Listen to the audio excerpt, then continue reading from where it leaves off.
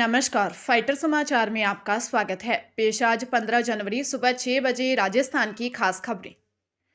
RAS mains भर्ती परीक्षा की तारीख आगे बढ़ाने के लिए चल रहे आंदोलन ने अब राजनीति रंग ले लिया है। तिथि को आगे बढ़ाने की मांग को लेकर आंदोलन कर रहे अभ्यर्थी भारतीय जनता पार्टी के प्रदेश कार्यालय पहुंच गए। हालांकि कार्यालय में मौजूद अभ्यर्थियों को अंदर नहीं जाने दिया और न ही किसी नेता से मिलने दिया। इस पर अभ्यर्थी बोले, चुनाव के वक्त भाजपा ने वादा किया था कि अगर उनकी पार्टी की सरकार बनी तो युवाओं के सपनों से खिलवाड़ नहीं किया जाएगा, लेकिन सत्ता में आने के बाद पार्टी के नेता उनसे मिलने को तैयार नहीं है। इससे पहले रात को पुलिस ने राजस्थान यूनिवर्सिटी के बाहर चल रहे आंदोलन में शामिल अभ्यर्थियों को हटाने की कोशिश की। पुलिस अधिकारियों का कहना था कि आरयू प्रशासन की ओर से मिले मैसेज के बाद इस तरह का एक्शन लिया जा रहा था।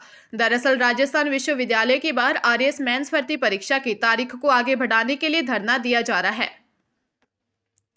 लोकसभा चुनाव को लेकर भाजपा की तैयारियां तेज हो गई हैं। भाजपा कार्यालय पर चुनाव तैयारियों को लेकर बैठक हुई, जिसमें तय किया गया कि राष्ट्रीय स्तर के नेता प्रत्येक लोकसभा सीट पर प्रवास करेंगे। वहीं प्रदेश के वरिष्ठ नेता विधानसभा में जाकर प्रवास करेंगे। बैठक में पार्टी की आगामी 3 महीने की कार्य योजना को लेकर चर्चा की गई। इसमें तय किया गया कि लोकसभा और विधानसभा स्तर पर क्लस्टर बनाए जाएंगे। क्लस्टर के स्तर पर ही नेताओं के प्रवास कार्यक्रम तय किए जाएंगे। साथ ही नव मतदाता सम्मेलन, स्वच्छता अभियान, राम मंदिर अभियान को चर्चा की गई। यह भी तय किया गया कि पन्ना प्रमुखों को एक्टिव किया जाएगा। साथ ही संचालन समितियों का गठन भी किया जाएगा। बैठक में प्रदेश पदाधिकारियों के अलावा जिला अध्यक्ष, जिला संयोजकों के साथ विभिन्न मोर्चों के अध्यक्ष उपस्थित रहे। राजस्थान माध्यमिक शिक्षा बोर्ड ने सत्र 2023-24 के लिए 10वीं 12वीं की परीक्षाओं का टाइम टेबल जारी कर दिया है। 12वीं की परीक्षाएं 29 फरवरी से तथा माध्यमिक स्तर की परीक्षाएं 7 मार्च से शुरू होंगी। उच्च माध्यमिक कक्षाओं के नियमित विद्यार्थियों की प्रायोगिक परीक्षाएं 18 जनवरी से 14 फरवरी और स्वयं पाठी परीक्षार्थियों की प्रायोगिक परीक्षा 15 से 20 फरवरी के दौरान होंगी। शिक्षा मंत्री मदन दिलावर की अध्यक्षता में आयोजित हाई पावर कमेटी की मीटिंग में परीक्षा व प्रायोगिक परीक्षा की तिथियों को मंजूरी दी गई। बोर्ड सचिव मेघना चौधरी ने बताया कि उच्च माध्यमिक स्तर पर परीक्षाएं 29 फरवरी से 4 अप्रैल तक आयोजित की जाएंगी। सभी परीक्षाएं सुबह 8:30 से पूर्वाह 11:45 बजे तक होंगी।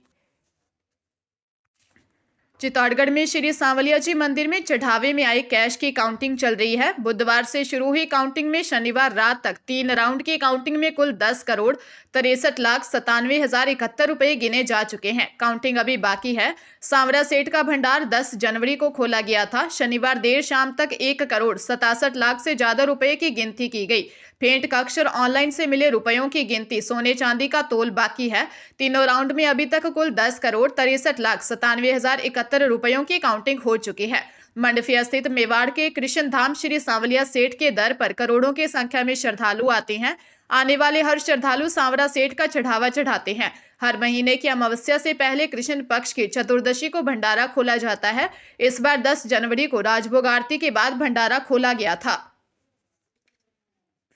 एसओजी के मुखिया बदलते ही पेपर लीक के आरोपी और सहयोगियों की गिरफ्तारी शुरू हो गई है। इससे पहले 8 महीने में एसओजी ने एक भी पेपर लीक के आरोपी को गिरफ्तार नहीं किया। अब कुछ दिनों में एसओजी ने पेपर लीक केस में फरार चल रहे 15 आरोपियों को गिरफ्तार किया है। इन सभी आरोपियों को जयपुर सेंट्रल जेल में रखा गया है। दरअसल एडीजी वीके सिंह को जब एसओजी एटीएस की जिम्मेदारी दी गई तो उन्होंने धूल खा रही फाइलों को खुलवाया और कार्रवाई के आदेश दिए। इसके बाद एसओजी ने एक्शन लेना शुरू कर दिया। एसओजी ने सिर्फ 12 दिनों में अलग अलग पेपर लीक केस में लंबे समय से फरार चल रहे 15 आरोपियों को गिरफ्तार किया है। गिरफ्तार आरोपियों में सरकारी कर्मचारी, निजी स्कूल के संचालक, दलाल, डमी अभ्यर्थी और अन्य लोग शामिल हैं। एडीजे वीके सिंह का कहना है कि आने वाले दिनों में और बड़े लोगों की गिरफ्तारियां देखने को मिलेंगी। जिन भी लोगों की भूमिका सामने आएगी उन्हें किसी भी कीमत पर नहीं बख्शा जाएगा। जनवरी की शुरुआत से ही देश के कई राज्यों में कोल्ड डे से लेकर सीवियर कोल्ड के हालात बने हुए हैं। दिल्ली, उत्तर प्रदेश और राजस्थान समेत पूरे उत्तर भारत में पड़ रही कड़ाके की ठंड ने लोगों का जीना मुश्किल कर दिया है। मौसम विभाग के अनुसार पाला जमने और शीतलहर का दौर जारी रहेगा। राजस्थान में कुछ इलाकों को छोड़कर सर्दी के तेवर कुछ नरम पड़ने लगे हैं। जयपुर समेत कई जिलों में बीती रात का तापमान सामान्य रहा, जबकि 6 से ज्यादा जिलों में अब भी रात में पारा औसत से कम रिकॉर्ड किया गया। मौसम शुष्क रहने से प्रदेश वासियों को गलन भरी सर्दी से थोड़ी राहत मिलने की उम्मीद है। दौसा जिले से गुजर रहे मनोहरपुर कैथून नेशनल हाईवे पर सड़क हादसे में 2 लोगों की मौत हो गई। हादसा सैंथल थाना क्षेत्र के चलाना बालाजी के पास हुआ, जहां पिकअप और बोरिंग मशीन के ट्रक से जोरदार भिड़ंत हो गई, जिसमें पिकअप सवार 2 लोगों की मौत हो गई। थाना इंचार्ज खासीराम ने बताया कि मृतक कोटपुतली क्षेत्र के ज्ञानपुरा निवासी 52 साल के शंभू योगी व अलवर जिले के नारायणपुर निवासी 35 साल के सुरेश की मौत हो गई।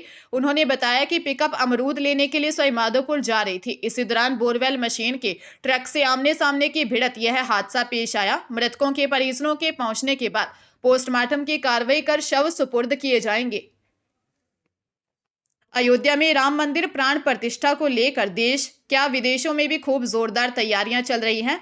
राम मंदिर प्राण प्रतिष्ठा को लेकर राजस्थान सरकार ने एक विशेष आदेश जारी किया है। राजस्थान सरकार ने राज्य के सभी सरकारी व गैर सरकारी मंदिरों में सजावट करने के निर्देश जारी किए हैं। आदेशानुसार 22 जनवरी को अयोध्या में राम मंदिर प्राण प्रतिष्ठा महोत्सव के उपलक्ष्य में राज्य भर के समस्त राजकीय मंदिरों से विशेष सजावट और विद्युत रोशनी सहित विभिन्न गतिविधियां आयोजित की जाएंगी। अयोध्या में राम मंदिर प्राण प्रतिष्ठा समारोह के दिन राजस्थान के सभी मंदिरों में दिवाली मनाई जाएगी। राज्य सरकार ने आदेश जारी किए हैं कि इस अवसर पर राज्य भर के समस्त अराजकीय मंदिरों व मंदिर परिसरों की साफ सफाई, मंदिर परिसर में सजावट व रोशनी की जाएगी।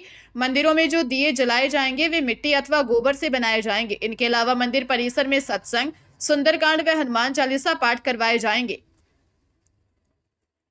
भरतपुर के नवगठित डीग जिले के जालूकी थाना और डीएसटी ने गांव चिरावल गुर्जर में दबिश देकर 8 OLX में ठगी करने वाले आरोपियों को गिरफ्तार किया है। सभी आरोपी एक जगह बैठकर ठगी कर रहे थे। पुलिस को सूचना मिली तो पुलिस की टीमों ने दबिश दी और घेराबंदी कर सभी आरोपियों को मौके से गिरफ्तार कर लिया। आरोपियों के पास से 17 मोबाइल भी जब्त किए गए हैं। जालूकी थाना अधिकारी हीरालाल मीना ने बताया कि सूचना मिली कि गाँव चिरावल गुर्जर में कुछ ठग एक जगह बैठकर सेक्सटॉर्शन वे ठगी कर रहे हैं, जिसके बाद गांव में जाकर दबिश दी तो वहां कई ठग फोन से ठगी कर रहे थे। पुलिसकर्मियों ने घेराबंदी कर सभी को पकड़ा।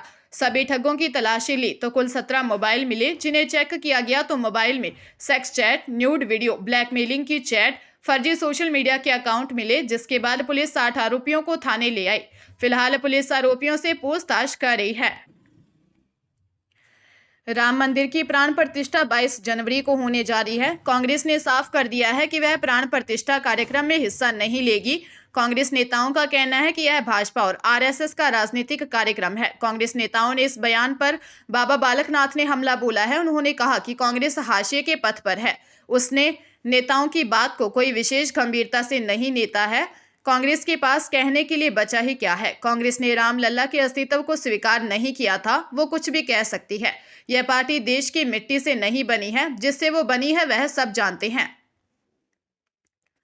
जयपुर की होटल में एक टीचर ने परिचित महिला से रेप किया। बच्चों को पढ़ाने के लिए घर आने वाले टीचर ने बच्चों को मारने की धमकी देकर महिला को ब्लैकमेल किया। इसके बाद होटल में ले गया, जहां पानी में नशीला पदार्थ मिलाकर पिला। आरोपी टीचर ने उसके साथ रेप किया।